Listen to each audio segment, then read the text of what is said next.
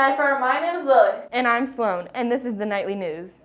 Today is Friday, September 31st. No, Lily, it's October 1st. Oh, oops. Well, anyways, we have stuff to talk about. Today is National Hair Day. Remember all the crazy hair back in the 80s? Yeah, there were a lot of neat things in the past. On that note, let's take a trip back to the past with Flashback Friday. Take it away, Zoe and Sophia. Welcome back to Flashback Friday. I'm Zoe. And I'm Sophia.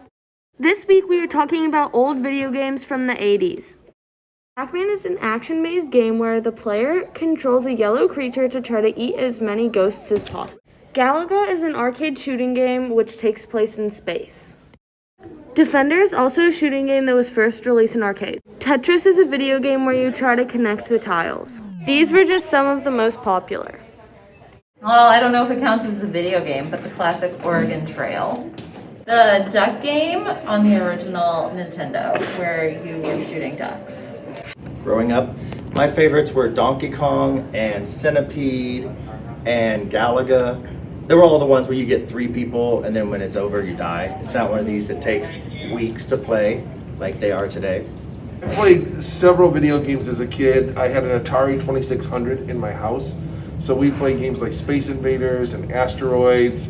I had a game called Adventure that was really fun. Probably my favorite video game though, we played Pac-Man, Miss Pac-Man, Donkey Kong. We played so many video games, but probably my favorite all time was a game called Galaga. I loved Galaga, and so that's my favorite. Thanks, girls.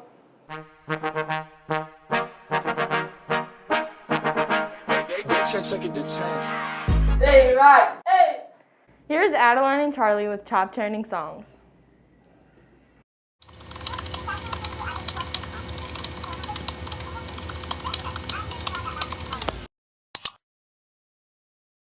Sometimes all I think about is you. Late nights in the middle of June. He always been faking me out. Now, darling, ride and hide.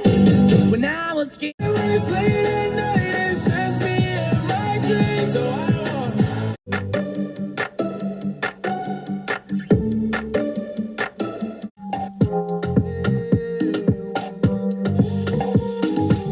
no me importa lo que de mí se diga, vive usted su vida que...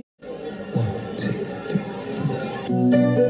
4. Sometimes all I think about is you. Late nights in the middle of... If I said I just want to put you...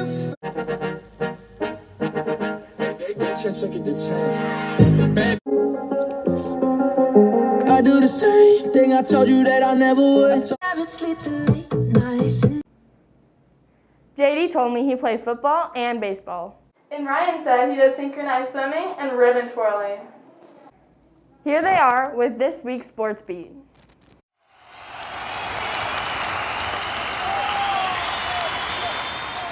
With the season ending, the Cardinals have been on a historical run, winning 17 straight games, which is a franchise record.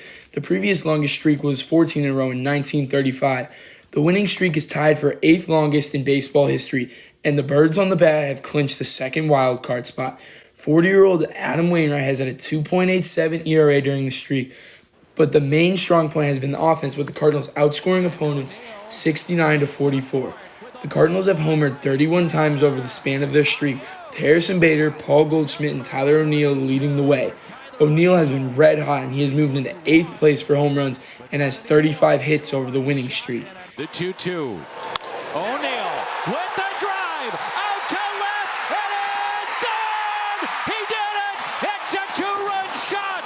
Tyler O'Neill, the Redbirds on top here in the 8th.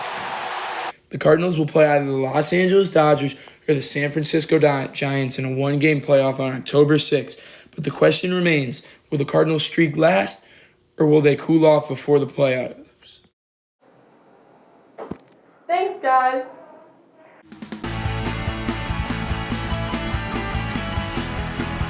I'm Tierna. And I'm Bridget.